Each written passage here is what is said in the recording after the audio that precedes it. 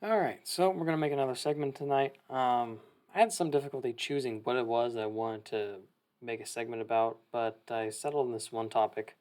It's not what's in this article, but it's what's in this article is just kind of tangential to what I want to talk about. The main point that I want to talk about is, well, Twitter beef. I know, right? Now, it doesn't exactly sound like the most newsworthy conversation, but I kind of wanted to bring it up because I think it's relevant in terms of like what you could see as a Christian or what Christianity will be going through in the West in the U.S. for the coming years. So it will take a little bit to circle around to it, but we'll get there. So anyhow, moving on. There's a thing that came up yesterday, last night specifically. I like to follow a lot of influential thought leaders, political commentators, people like Tim Pool, people like Sargon of Akkad, people like what's his name? Oh yeah, James Lindsay. So, what you need to know about James Lindsay is that he is, I guess you can say, a scholar of sorts. Specifically, he is a university trained individual on the subject of critical race theory, and and his focus is on trying to debunk this stuff and trying to essentially prevent this kind of stuff. I mean, he wrote books like this, like The Queering of the American Child, pointing out how, like, this wokeism, neo-Marxism, whatever you want to call it, has managed to infect essentially school systems, religious systems, or whatever, to essentially change culture. He's definitely somebody that's worth listening to, but he's kind of a snide guy on Twitter, so you don't always understand exactly what it is he's trying to say sometimes. And I think that's part of the case of what's going on here. So to get into it, uh, which one shall we start with? We'll go here real quick. So I'm not going to play this audio. I'm just going to show it. So I'm a member of Tim Pool's website. Why? Because I think what he does is worth funding. I appreciate his commentary. I think that the guests he has on are interesting. All around good material. What's significant here is that this is the uncensored portion, the after show, the one you have to pay for. This is a conversation they're having with their guest. The main point is that this caller, as he's ending his call, makes a comment about the Twitter beef that's going on between James Lindsay and Sargon of Akkad. So, kind of lost how to introduce this, so I guess we'll just jump right into it. So, we'll just start with here, and I'll start talking about it. So, I guess a few weeks ago, a month ago ish, James Lindsay decided to block Sargon of Akkad, or Carl Benjamin is his actual name. Carl Benjamin, if in case you don't know who he is, he's a British political commentator. Occasionally talks about stuff in the U.S. He was on this kind of anti-woke train fairly early, from what I know. Got banned pretty hard because, again, in the early days, the ban hammer was a pretty real thing. And then he got to come back on Twitter after Elon took it over, essentially. After his whole YouTube thing got nuked, he came up with a new podcast called The Lotus Eaters. He does fairly well now. He runs essentially like the British version of what Tim Pool is doing. In any case, I looked at the reasons as to why he got blocked by James Lindsay, and essentially it was an argument concerning Christian nationalism. Now, Christian nationalism is a topic that is, I don't know. First off, you'd have to define what it means to be a Christian nationalist. So, me, for example, I'm a Christian. I like nationalism. I'm not going to be nationalist on everything. I mean, there are probably some points at which I might disagree with it. But by large and general, I think that a nation should serve the interests of its own people before it serves the interests of others. So if that makes me a Christian nationalist, then okay, I guess. But essentially when you read James' tweets, a lot of his stuff comes off as fairly anti-Christian bias because he rags on Christian nationalism a lot. And it's a rallying cry for the left, basically paint Christians as like a right-wing version of the Taliban, essentially, where they just want to wind up repressing minorities and women. Not true in most cases. In fact, the people that are like that, I'd say, are a fringe minority. Again, we're not talking about honest people here or people who are exactly intelligent all the time. The left is the most deluded of all the factions. They buy whatever the mainstream media serves them. We all know this. Now, getting back to the point. Basically, James Lindsay blocked Sargon from making a fairly benign comment of like just basically disagreeing with James Lindsay on a point about Christian nationalism. I tried to look into what Sargon had said. I don't think I couldn't find anything where Sargon had said that he thought James Lindsay was making opinions in bad faith. But James Lindsay on Twitter is kind of a vitriolic person, I guess you can say. He doesn't really, like, if you disagree with him on small points, he doesn't really want to take the time to interact with you. I think this was a mistake on the part of James. It certainly makes him look bad. I think the point, though, that he raises is significant. I also think the point that Carl Benjamin raises is also worth considering. But we're not so much here about Carl Benjamin's point of view about a month ago. We're more interested in the point that James Lindsay wants to make, because that's more about the direction of Christian nationalism. Anyhow, moving on. What was it? James Lindsay.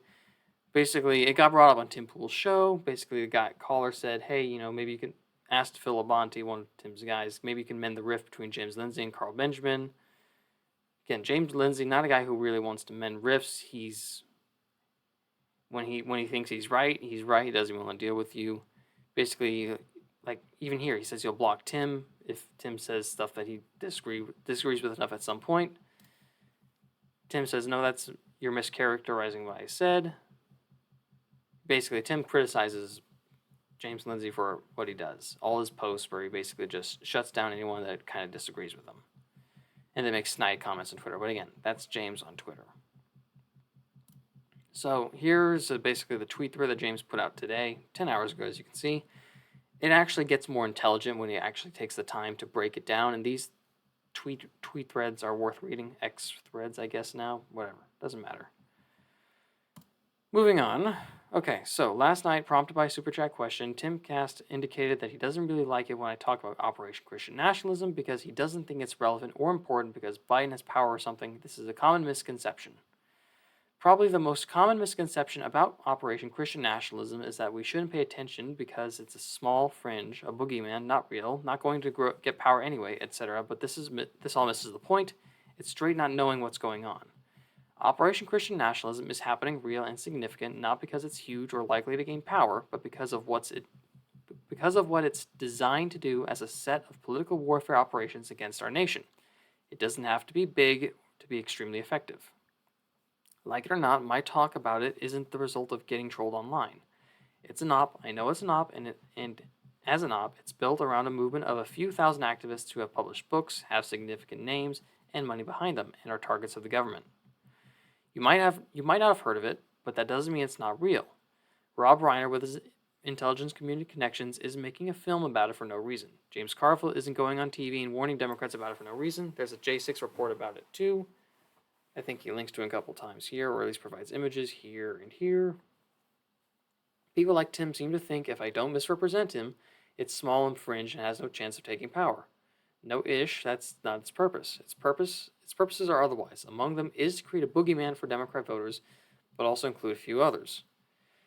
You can read about the report from the J6 committee. The target was, for example, that testifies to the operationalized federal government that the real cause of January 6th was Christian nationalism, not Trump or MAGA. You can speculate for yourself as to why they'd say that. You can also use your brain and determine that they are preparing the groundwork for a government push and vertically integrated messaging apparatus line called against conservative Christians, tied up with the idea of an insurrection against the U.S. from Christian nationalists. So when he lays it out like this, it definitely comes off as more intelligent. I tend to agree with him. Like when the narrative of Christian nationalism first came out, or when the phrase first started being used, my first thought was, yeah, of course that's where the culture war has been heading. The whole thing's been a debate over the Christian foundation of the country. Anyhow, I thought this was significant because as a Christian, I'm worried that I can't predict the future. But on the track that we're going down, Christians will probably have a harder and harder time. The more devout you want to be to your faith, the more you're going to fall out of grace with the woke, and the more they'll say insane things about you, and the more insane things they say, the more they can justify doing against you. And we have articles like this from Axios just today, and this is where I wanted to get kind of tangential. Ugh. Trump's promised mass deportations would be met with resistance. His promised mass deportations would be met with resistance. My word, words are failing me. Scrolling down. Where is it? There we go. Basically, the argument is that, Latinos are more, they have stronger power bases in the U.S. than they have in the past, so therefore they think that they can resist Donald Trump in any attempt to deport illegal immigrants.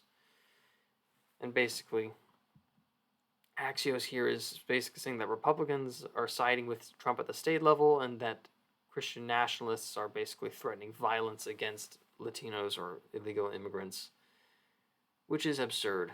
They might find a few people online who say nasty things, but that's the nature of being online. People say nasty things. It's not their intent to be correct or to be polite. Trolls exist. Anyhow, I kind of want to bring this up because, again, Sargon's argument, if I recall correctly, it's not that he was, I don't think he did. I think when James explains it like this, I don't think Sargon would outright just dismiss everything James has to say. I think what's more likely to be the case, from what I recall, is that Sargon's opinions on the matter was just different when James constantly warns about Christian nationalism. Sargon's opinion is that liberalism tends towards the creation of wokeism by tolerating essentially everything, or tolerating too much, and enabling the civil rights movement to try and fix that. Essentially, it leads to the overreaction or the overcorrection, where you have essentially wokeism. Like, if liberalism is the middle ground, it's a very narrow middle ground, and you're either on the more bigoted end of the spectrum. Well, both ends are bigoted, but you get what I mean. It's where it's like you have the old school normal racism, and then you have the new school wokeism on the other end. And yeah, I believe that was, again, that's a loose interpretation of what exactly Sargon had it said. I had to pull it up in a YouTube video of someone talking about it to find out what exactly had been said to cause the whole situation. I don't want to pull it up again because I cleared it out. Anyhow, that's the main point that I wanted to bring up. Yeah. I am concerned that James Lindsay might be correct. That while we may have a correction in the U.S. as a result of the culture war, you'll see pro-Christian sentiment rising, traditional Christian sentiment rising in opposition to the generic, bland, tolerating of everything under the sun, where it's like, no, let's actually try to enforce some morality here. Let's enforce our traditions. And personally, I wouldn't mind that, especially when you look at the degeneracy you see all around us in modern society. But at the same time, that would help fuel the left's claims about Christian nationalism, about how dangerous it is, and essentially it lets them demonize Christians even more. I suppose that's a really long way of basically saying, hey, I think Christians are going to have a tough time going into the future. But that's my perspective. I thought it was a pretty smart conversation. I think that definitely James Lindsay shouldn't have blocked Sargon instead of just given that more intelligent argument from the beginning. But, I can't control other people, and sometimes they do dumb things online.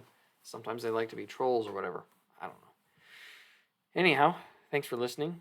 Consider liking and subscribing. I enjoy making these videos. I don't get to talk about this often enough on a daily basis. Clearly, that's the reason why I'm up at 10:30 at night talking about it. Anyhow, thanks, and have a nice night. Bye.